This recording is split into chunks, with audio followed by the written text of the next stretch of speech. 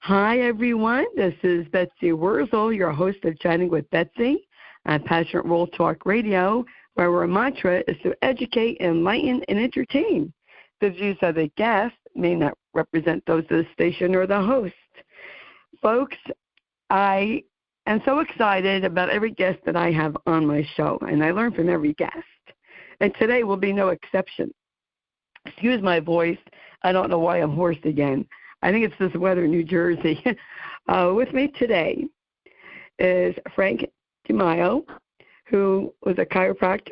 He has a doctorate of chiropractor, a master of science.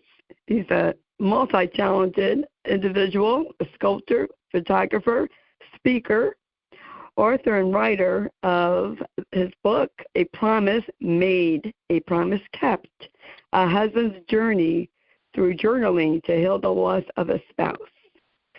And Frank has done many different jobs. He was an aide with autistic children, worked on tugboats, kitchen manager, a cook line, so many different jobs.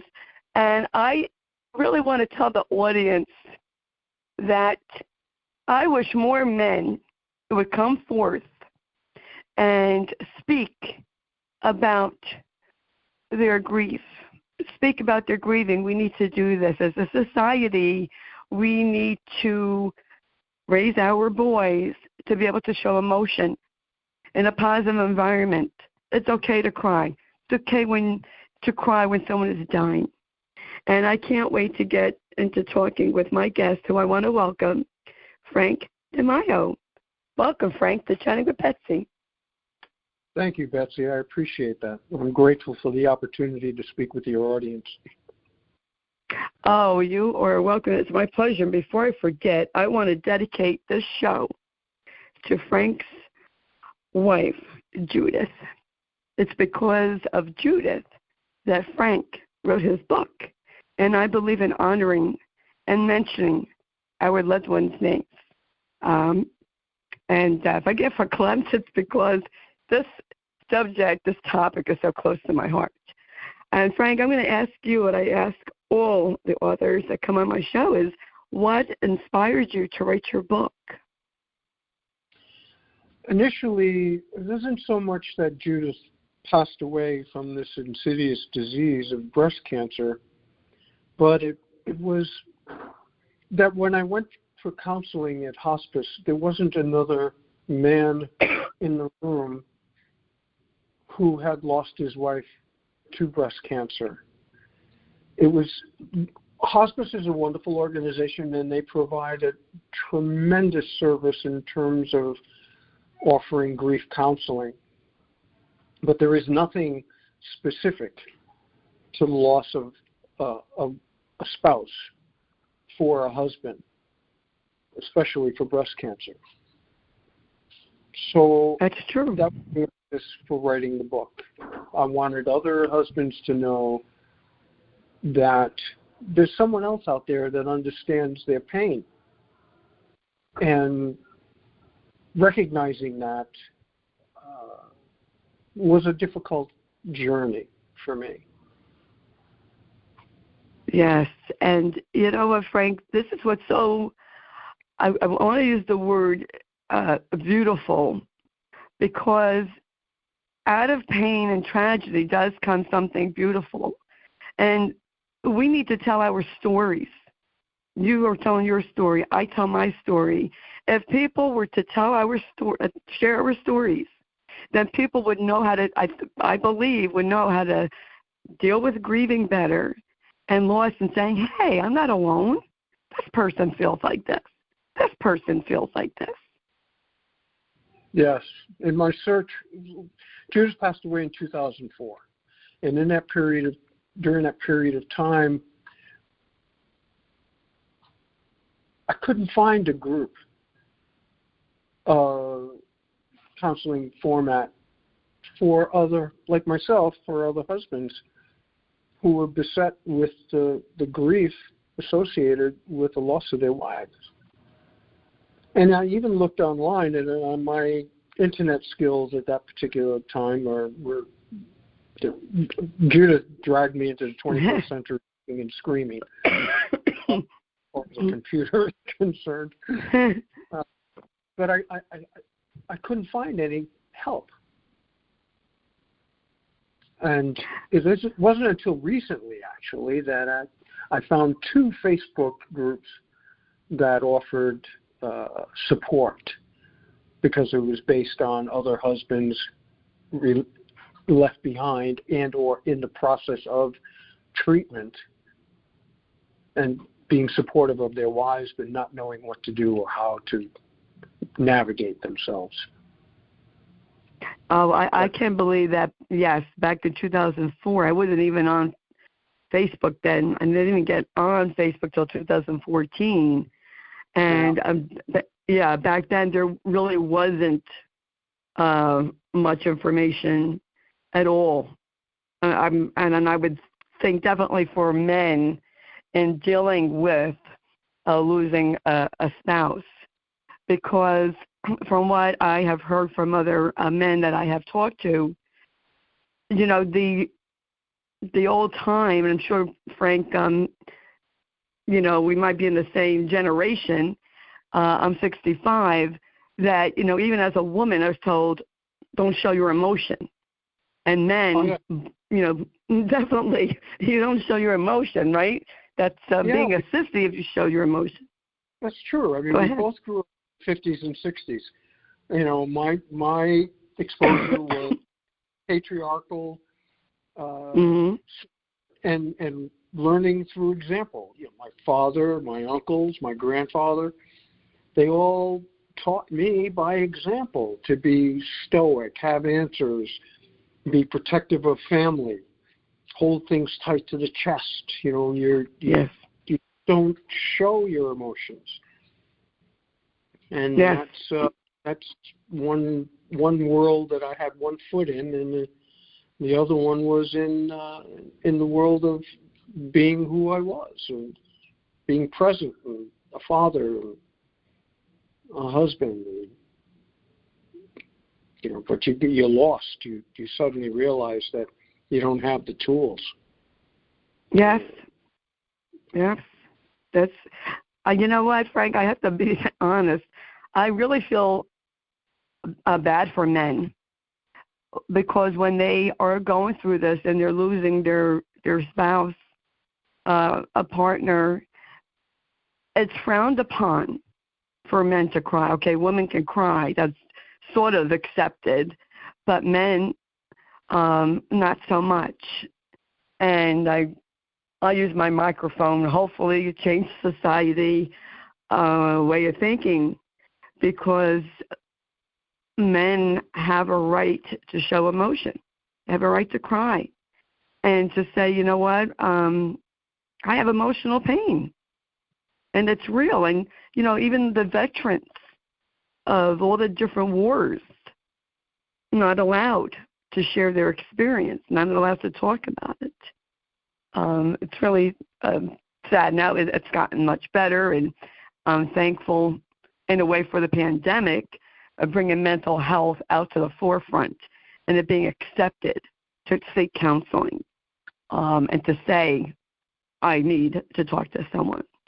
Go ahead, Frank. This is you're very interesting. Yes, it's a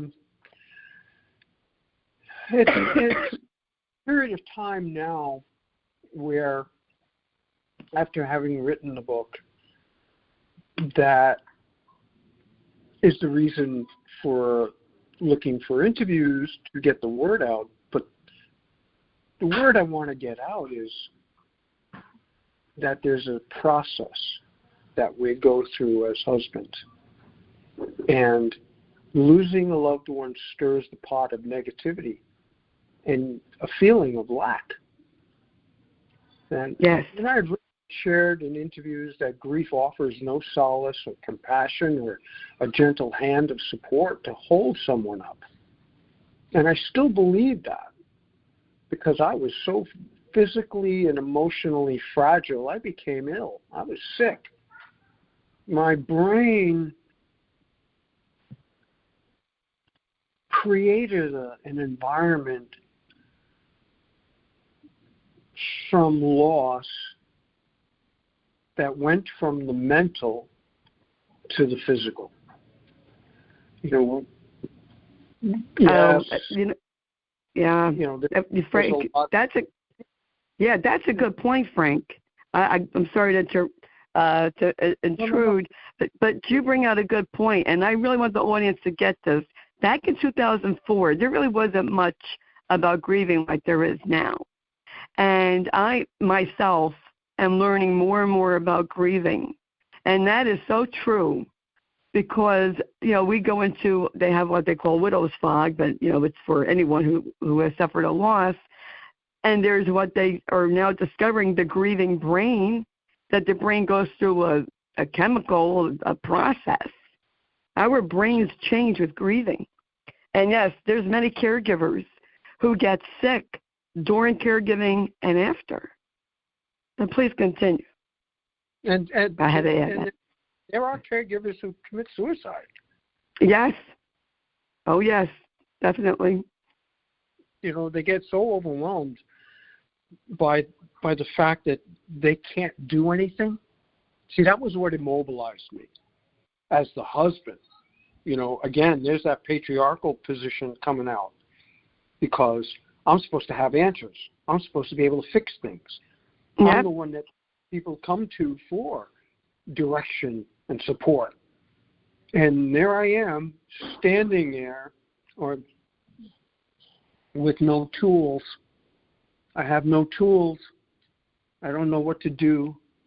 And I'm immobilized. I'm frozen. My sympathetic nervous system has just gone into primal mode where it's fight, flight, or freeze. Mm-hmm. I'm inundated.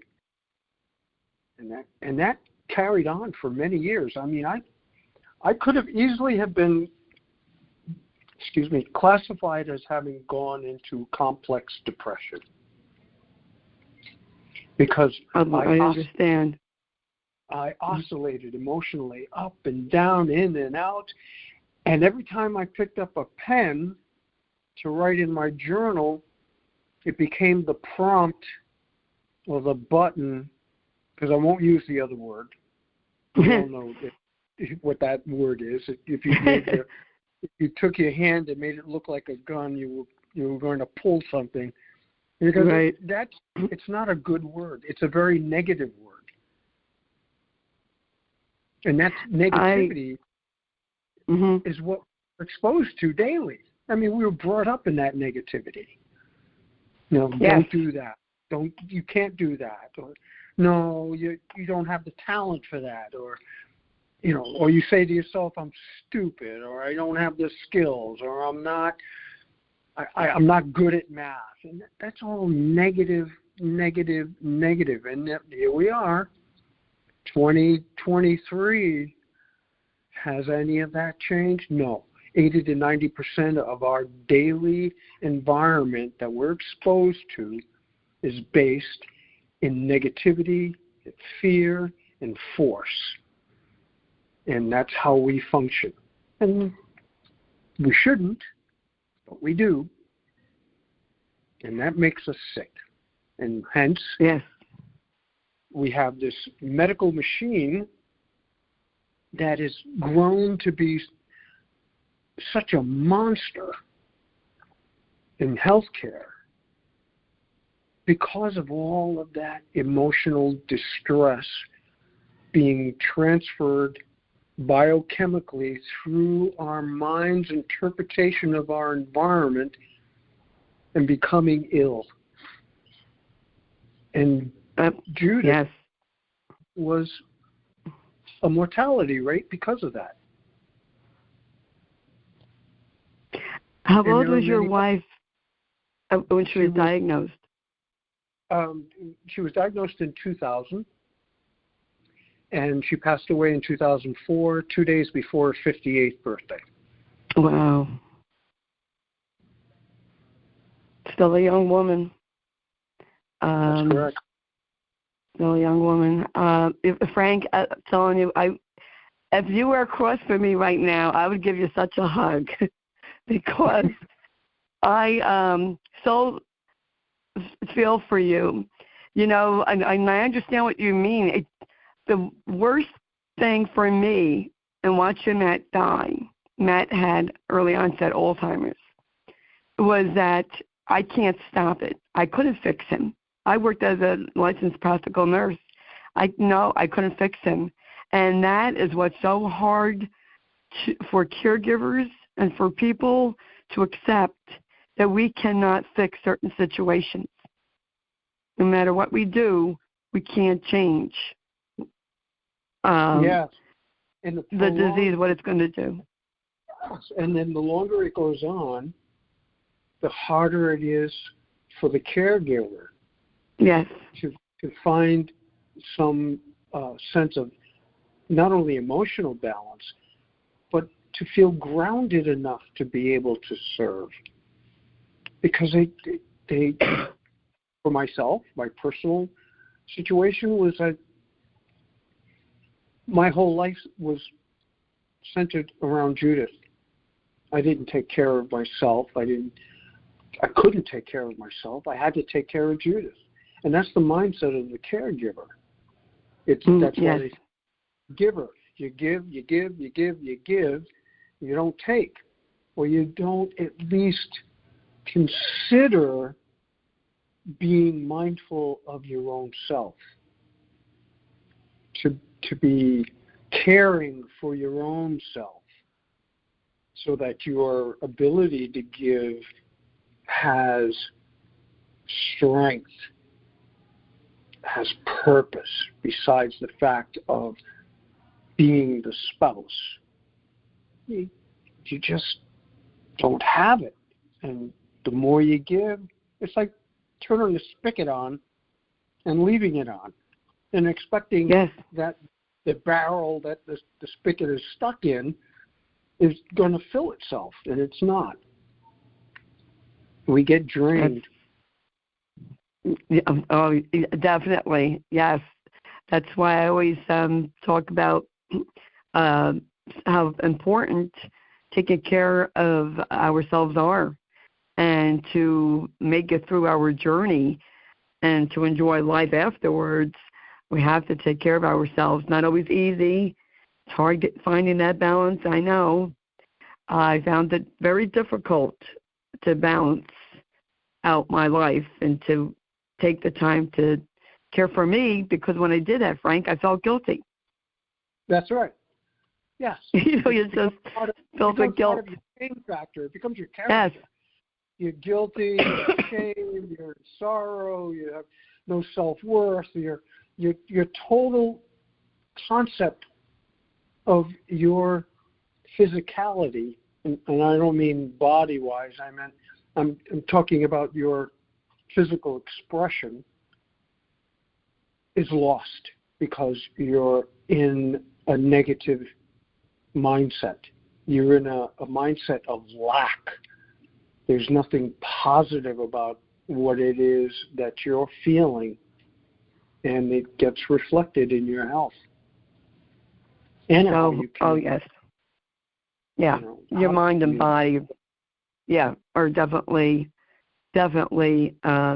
connected. I think I was probably the only person grateful for the pandemic, only for the fact that I was forced to stay home, because Matt died in January 2020, and then the pandemic, everything shut down in March. And so I really force yourself into isolation. You were already in isolation. Right. What was really difficult, I enjoyed being home. It was really difficult was for Josh, my son, who could not, go to work anymore, who couldn't socialize with his friends when he, the time that he really needed to, and that was, taken away. And that was very difficult for Josh. And, it was a difficult time for both of us. And I have to ask you this, Frank, because I know many caregivers feel unjustified guilt. We think we didn't do enough. if we should have, would have, could have, which is really an emotional drainer. Did you feel that? Oh yes, unjust? Absolutely. It's part of that. It's part of, like you said, shoulda.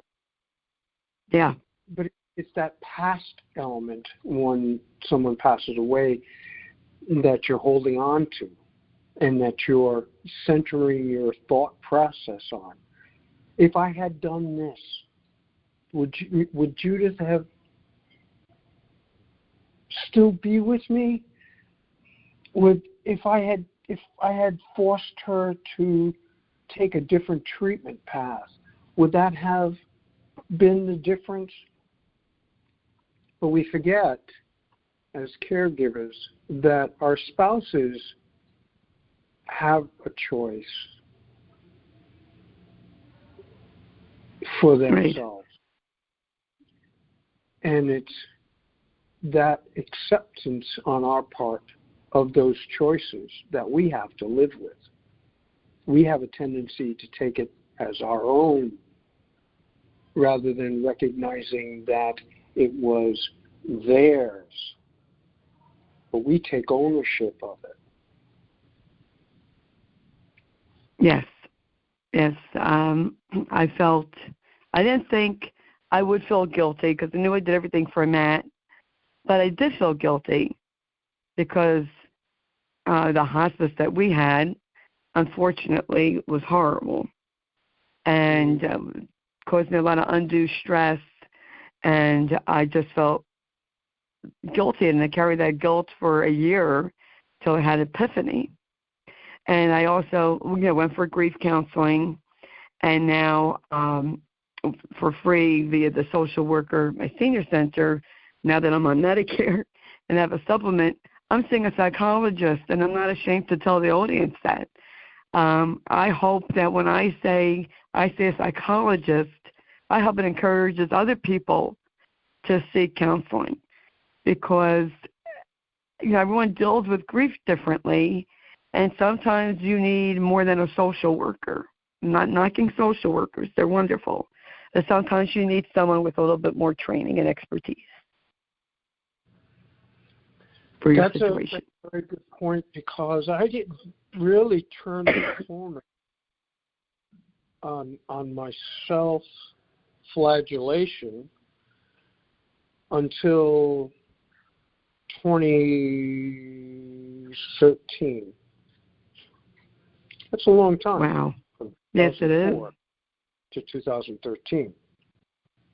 Now, I did go to, like I said, I mentioned I had gone to one counseling session with hospice. It was helpful. I just didn't feel connected there.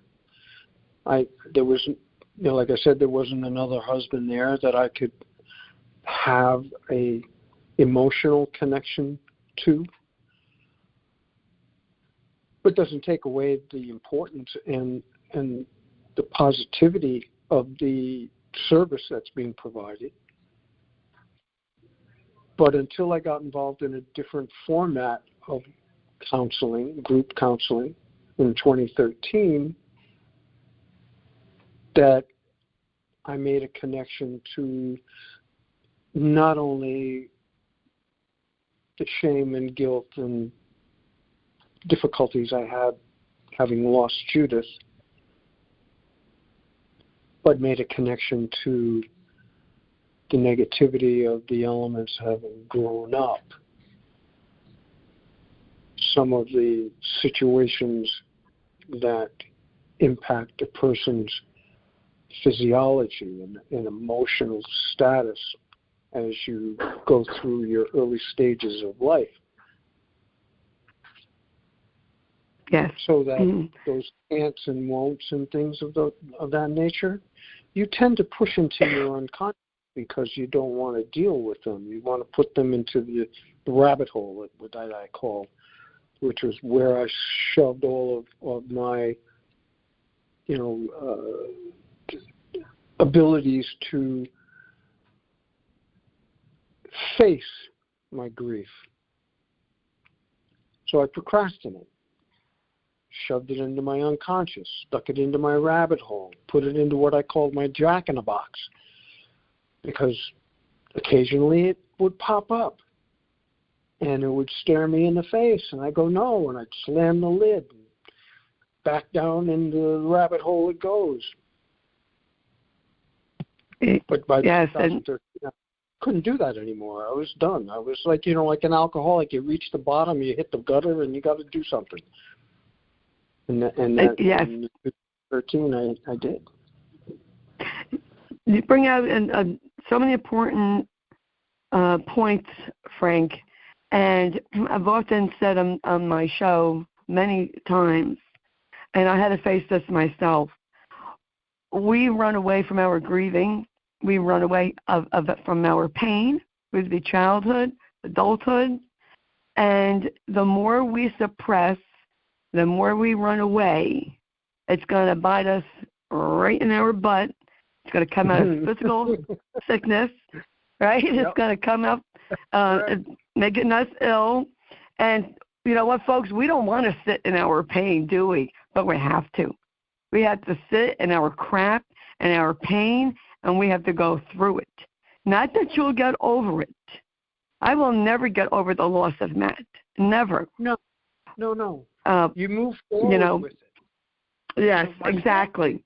My family, Betsy, family and friends, and I'm sure that you've heard this yourself, is, when are you going to get over it? Yes. Yeah, get over it. Snap out of it. Yeah, snap out of it. Realizes that it's not a matter of getting over. It's a matter of moving forward. Yes. And growing with it. Yes. Allowing it to be with you in a position of acceptance. I love you, Frank. Exactly. Yes. Actually, I just did a real a video yesterday. Josh and I went out for Father's Day. It's integrating your grieving with your living. Yeah. And that's what people need to do. You don't ever stop grieving. The pain is there, but life goes on. It's different, but it goes on, and enjoy life. Life's too short, way too short.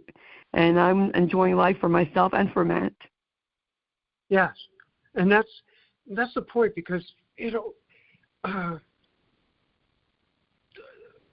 they see that your semblance of happiness, for lack of a better word, or joy, or exuberance for life, that you and I feel, and all other survivors feel, is important for us on our level. But how it's viewed by family and friends doesn't fit their level. So they have a tendency to still look at us as grieving, not realizing that we're just as happy as they are. Yeah. Our happiness, their happiness. It's like becoming a doctor when you want to be an artist because your mother wants you to be a doctor. Right. Yeah. That's very true. I'm like the rebel in my family because I'm very open with my grieving, where my mom is not. My brother died a couple of years ago, and God bless my mom. She was 90 when my brother died, or 91, and I had suggested to my mom about grief counseling, Frank. Oh, my goodness, she bit my head off. Yeah. She's from that time. You don't talk about your feelings. It's none of anyone's business how I feel. I keep it to myself. And it's such a shame for people to suffer in silence when they could get counseling to help them. The shame, the stigma of going for counseling has to stop? I think that's changed a bit because of COVID. Yes. Yes. That isolation factor that psychotherapists and counselors have seen a major influx or increase in people who are suddenly realizing that they need some guidance. They need a gentle hand. They need someone who can listen with a level of empathy that a family member doesn't have the capacity for, because we're too close, right? Family members have a tendency to be tougher on their family members and be critical of us, whereas counselors trained to be empathic, have empathy and guidance, and sit and listen. Yes. Family members hear you utter 3 words, they're down your throat. Yes. Yes, that's true.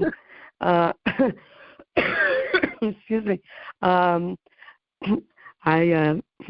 want to get to what was the promise, Frank, that you made to Judith? Well, Judith had a list of end-of-life wishes, and one of them was we both agreed that we wanted to give something back to the Massey Cancer Center, the Dalton Clinic at Virginia Commonwealth University, because at the time we were living in Virginia. And we both loved sailing. Growing up in Rhode Island, it was like growing up with sand between your toes, because it's a small state, but we have 400 miles of coastline, bays and islands, and so much fishing and sailing and boating. So to be on the water was like a, birthright. Part of what's expected, part of your routine. Part of your routine. So when we were living in Rhode Island, we had a sailboat, and we used to take trips all the time. Block Island, Martha's Vineyard, Long Island, or into Mystic, Seaport. And we would travel wherever, 3-4 days, and come back. So she decided she did decide. She knew that my eyes were always on the ocean, where she was one who needed to stay close enough to be able to see land. So, I can understand that. Yeah.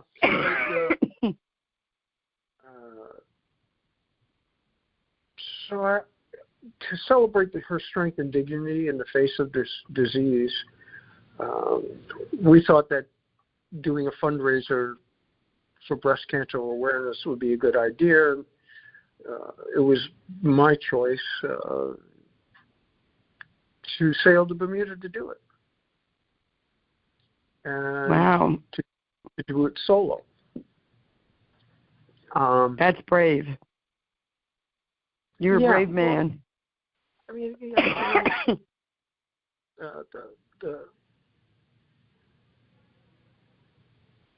the concept was good. The purpose, had purpose for sure. But there were other elements on her end of life wishes that took me up until 2019 to complete. But the sail was the hardest. And to prepare for that, I went and I got what they call in boating a 6-pack license. And it's not a license to carry a 6-pack of beer. As my cousin, because we're going to go out on the boat. You got your 6-pack? But license means that you become a captain and you have a mate and 4 guests. So the total number of people that you can have on your boat is 6. So I got that license and that helped prepare me for taking the sail to Bermuda. So I finally found a boat, which happened to be in Rhode Island, and then I took the boat and sailed it to Virginia. And the process had a few situations, or what I called fits and starts, kind of like a back and forth thing. This went wrong, that went wrong, this happened, and that happened, and then finally got to Virginia. But in 2006, when I left to sail to Bermuda, I hit a storm, Betsy, that came out of nowhere. I had 3 days of wonderful weather, the weatherman said, with his fingers crossed behind his back. Yeah.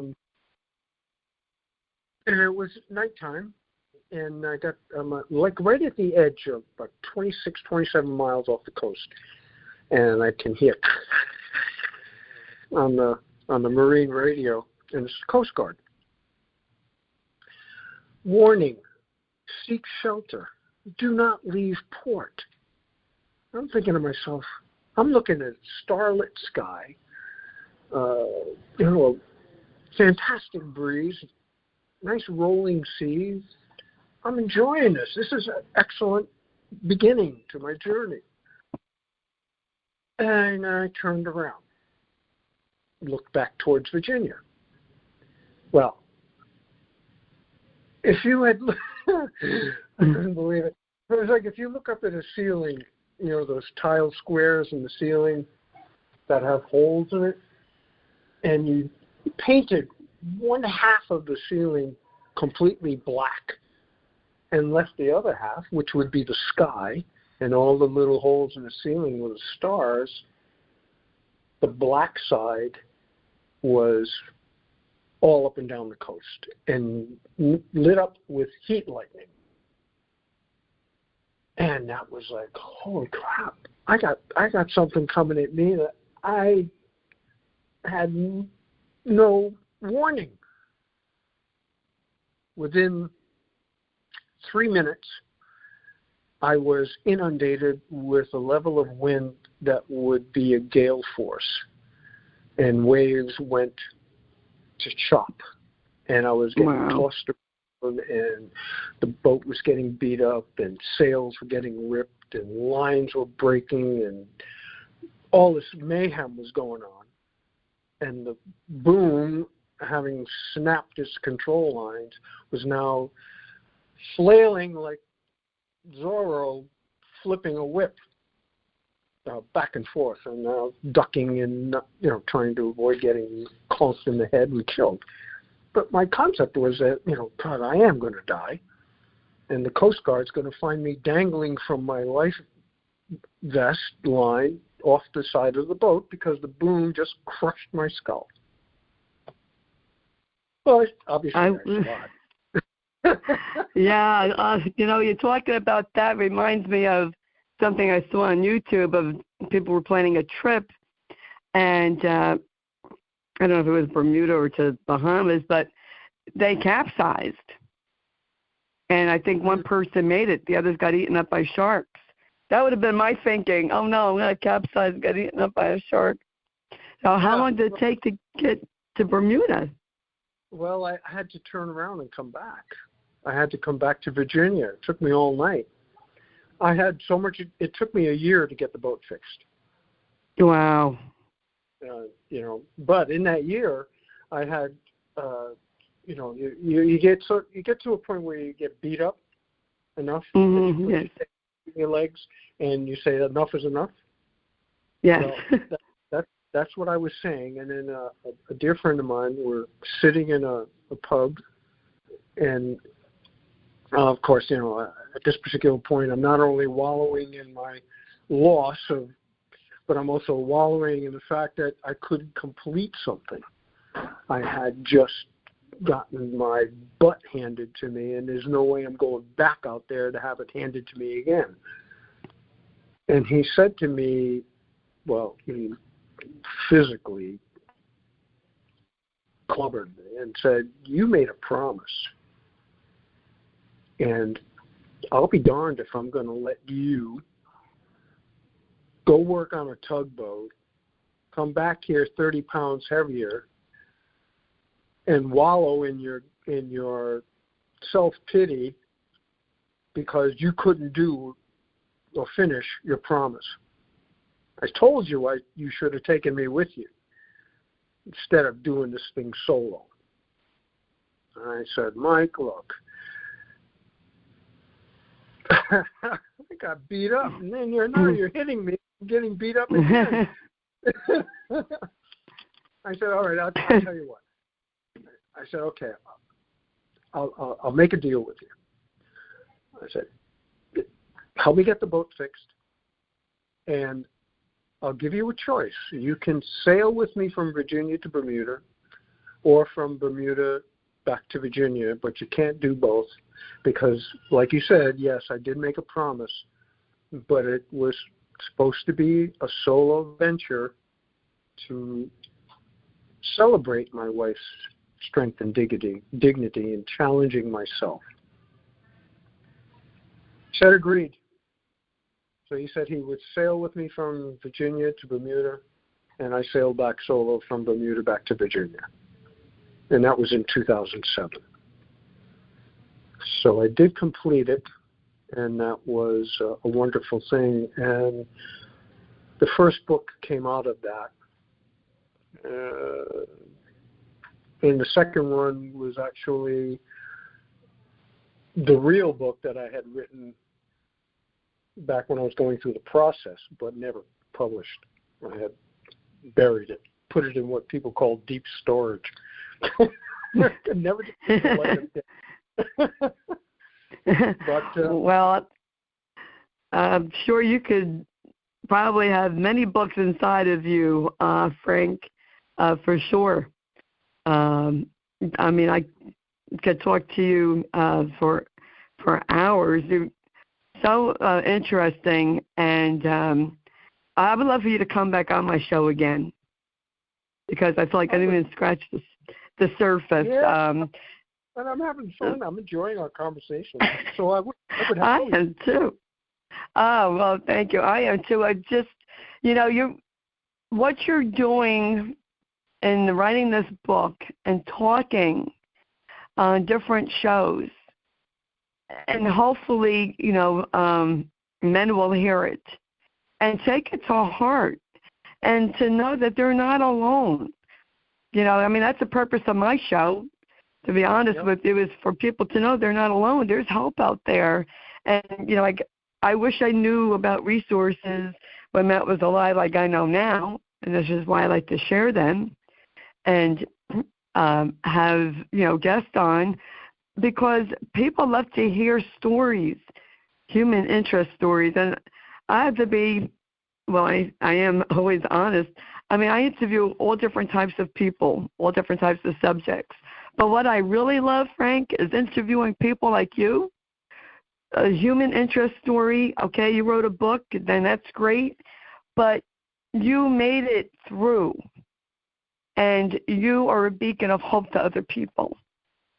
And I'd love to interview people like you. I really do. That's the purpose of my message, Betsy, is to give individuals. It doesn't necessarily have to be a husband, right? Just spouse. But there were tools that through trial and error that helped me, that got me through. And yes, counseling has benefit. And yes, counseling is a good thing to do. And at the same time, when someone is trying to find a sense of personal balance that counseling can't offer, as far as tools are concerned, because their approach is the emotional aspect. My approach is the intellectual aspect, the mental aspect in terms of their individuality, their spirituality. If they can find a sense of purpose and intentions in their connection to their spiritual substance, their God, whatever name anyone wishes to put on it, it's still energy. It's still spiritual energy. Because, like Einstein said, energy can neither be created nor destroyed. It is out there. Energy passes through everything. Everything exists with it. So when you can find a method or a process or a word, an acronym that can stimulate your spiritual substance of thought and thinking, you're going to have an impact on your nervous system. You're going to have an impact on your mind. And that will, in turn, have an impact on your body. Yes, absolutely. Frank, where can... go ahead. No. That's what I want to do. Where can people buy your book? It's on Amazon. If they type in the entire title, this is funny because when I put the title on the book, I didn't research the title because, authorship is authorship. It's your creativity. Don't necessarily look at that. But when I finally did it and then went to put it on Amazon, a myriad of titles, A Promise Made, Promise Kept, came up. I was like, oh, God, I'm going to get lost in the forest because all the titles are the same. So you have to type in A Husband's Journey Through Journaling to Heal the Loss of His Spouse. And my book will come up. Now, also, if they type my entire name in the search, the book will come up. So they have to put Frank J. DiMaio, D.C., M.S., and the book will come up. Okay. And how can people get in touch with you, Frank? They can get in touch with me. My email is fjd.writer@gmail.com. And they can find a tremendous amount of information on my website, which is the same as my email, just without the dot. So it would be www.fjdwriter.com. Oh, thank you. Thank you, Frank DiMaio, for coming on, chatting with Betsy. Enjoyed chatting with you. I'd love to have you come on again because you're a wealth of inspiration and a beacon of hope. And there's just so much to talk about that we didn't cover because time goes by so fast. But I always say a show goes the way it goes. That people need to hear. And I want to thank you again, Frank. And folks, all the information. Oh, you're welcome. My pleasure. All the information about Frank DiMaio will be in the blog, so please read it. Jeannie White, who's station manager, writes the blog, produces the show. So I thank Jeannie for that. And I want to thank Llewellyn Caldwell, who's CEO of Passionate World Talk Radio, who makes this all possible. And I want to thank you, the listeners. Thank you for listening, subscribing, sharing. If you don't already subscribe to Chatting with Betsy, please do. It's for free. I'm on Amazon. I'm on YouTube, Spreaker, Spotify, iHeart, to name a few. And I'd appreciate it if you would subscribe and share this show to help other people, because that's what I'm here for. Here to help you. I want people to know they're not alone. I want people to know you can make it, and it's okay to ask for help. And I also want to do a public service announcement, because I know it's near the end of June, we're getting near there, that it is Alzheimer's and Brain Awareness Month. So please care for your brain. If you have any concerns of memory issues, please consult your primary care physician. If you have any issues, suicide, mental health, please contact your primary care doctor for referrals in your area. It is very important. Check your senior centers. I get counseling for free there. But please, there is help. There are resources out there. Hang in there, folks. It's tough losing a spouse. It's tough losing a parent, and especially, I'm sure, a child. I can't even imagine that pain. I don't want to. And it's okay to say, I'm not okay. And I just want to encourage people to know that grieving is personal. It's different for everyone. But I guess a clump. But you can make it through. And you can find the joy again. Your life's not going to be the same. It's not. But you know what? There's another part of your life. Live your life. Be grateful for every day that you have, because life is short. And I am determined to live my life with joy and gratitude for myself and in honor of my husband, Matt. And that's what I have to say to you folks. Oh, my voice. And as you all know, as I always say at the end of my show, in a world where you could be anything, so please be kind. Shine your light bright. Because if we all did that, it'd be a much kinder, brighter world. Oh, and if you want to follow me on my Facebook page, Betsy, B-E-T-S-Y, initial E, Wurzel, W-U-R-Z-E-L. Go on my page. I did a short reel yesterday about celebrating and honoring Matt for Father's Day. You might like to see that. And that's what I have to say today, folks. This is Betsy Wurzel, your host of Chatting with Betsy on Passionate World Talk Radio. Till we chat again, be joyful, be grateful, take care of yourself. Bye-bye now.